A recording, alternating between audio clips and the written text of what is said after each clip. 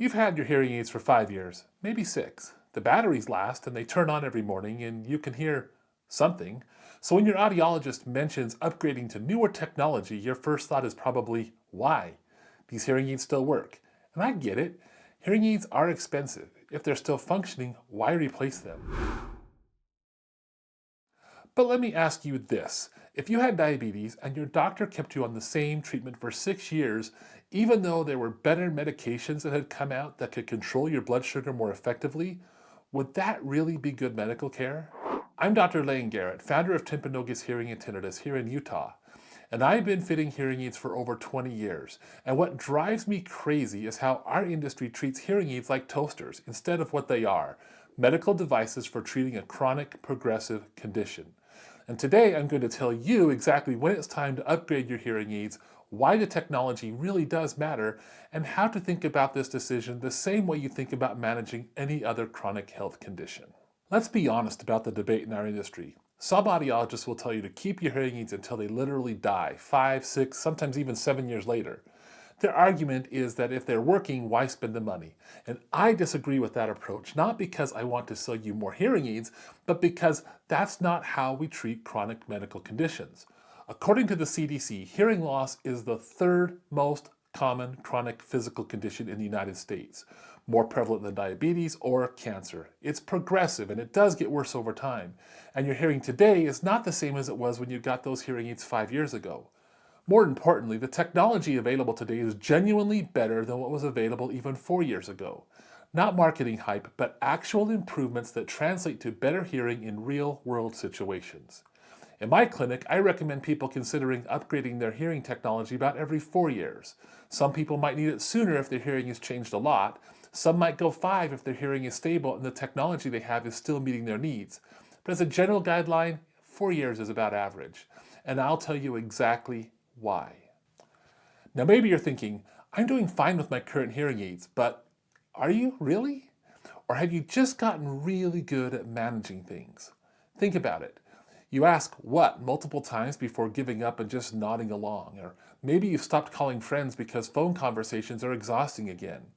Your spouse is learning to not talk to you from the other room, and you're starting to arrive late to family gatherings trying to avoid the small talk chaos when everyone's talking all at the same time.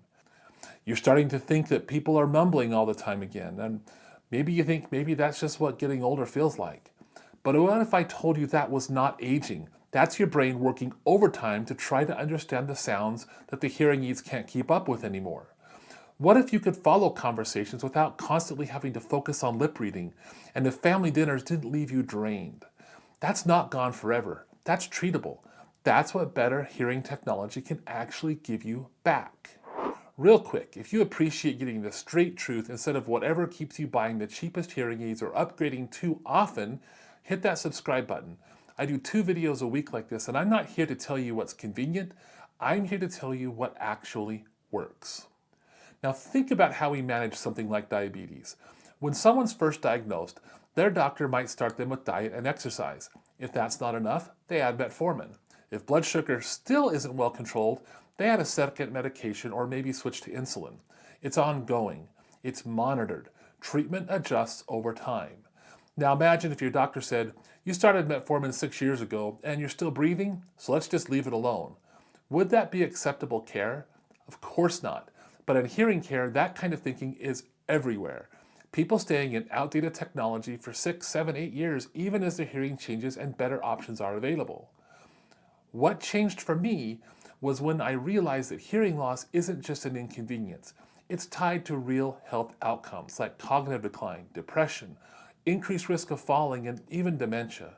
When your ears stop bringing in clear sound, your brain has to work overtime to fill in the gaps. And over time, that constant strain has a cost. A 2023 randomized trial published in the medical journal Lancet called the ACHIEVE study followed nearly 1,000 adults for 3 years. Among those with higher risk for cognitive decline, hearing aid users showed nearly a 50% less cognitive decline than those who didn't have hearing aids. And the 2024 Lancet Commission identified hearing loss as the single most modifiable risk factor for dementia. That's not a small side effect, that's life-changing. So when you look at hearing loss through the lens of chronic disease management, like we do for diabetes, heart conditions, and vision care, it's clear. This isn't about, do my hearing aids still turn on? It's about whether your treatment is still effective for your hearing, your brain, and your quality of life. Now let me show you why the technology actually matters, because this isn't just a slightly better version of what you already have. In the past 4 years, hearing aids have made a massive leap. We're talking about devices that use deep neural networks, artificial intelligence trained on millions of real-world sound environments, and no, that's not just marketing. A 2024 study found that AI-powered hearing aids can deliver up to 10 decibels better signal-to-noise ratio compared to devices from just a few years ago. If you're not an audiologist, that might sound technical, but this is what it means in real life. 10 decibels is the difference between straining to hear your spouse in a crowded restaurant and sitting back, relaxed, and following every word. It's the difference between getting through your grandkid's soccer game with a headache or actually cheering and hearing what they said after that goal. Starkey's newest microchip has 100 times the processing power compared to their 2022 devices. Phonak's AI system improves speech understanding by up to 36% in noisy settings, and Otacon's system was trained on 12 million real-world samples, so it can separate speech from background noise with incredible accuracy.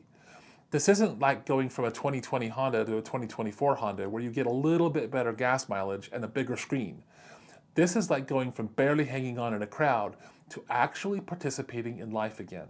And I see it every week in my clinic. People walk in with 5-year-old hearing aids that technically still work, but they're drained after conversations. They're zoning out in meetings, and they're starting to avoid those family dinners in the restaurants again. When we fit them with new technology, using real ear measurement verifications tuned to their specific hearing needs, within days they're saying things like, I didn't realize how much I've been missing.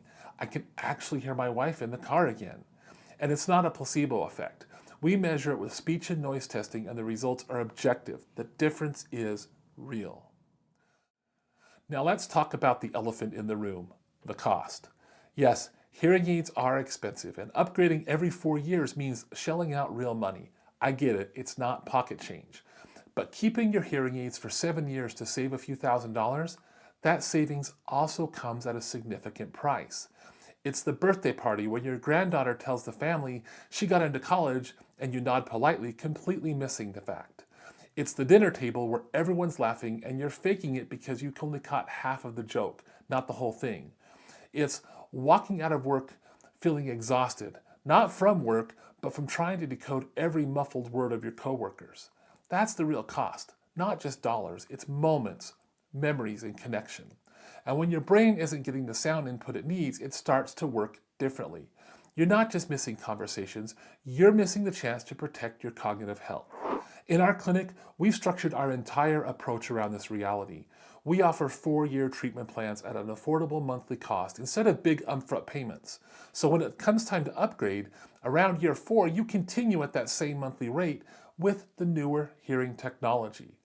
We're treating hearing loss like the chronic medical condition that it is, with ongoing care, not just one-time transactions. But does every clinic do this? No. But frankly, it should be the standard, because that's what responsible long-term hearing healthcare looks like. Yes, financial realities matter.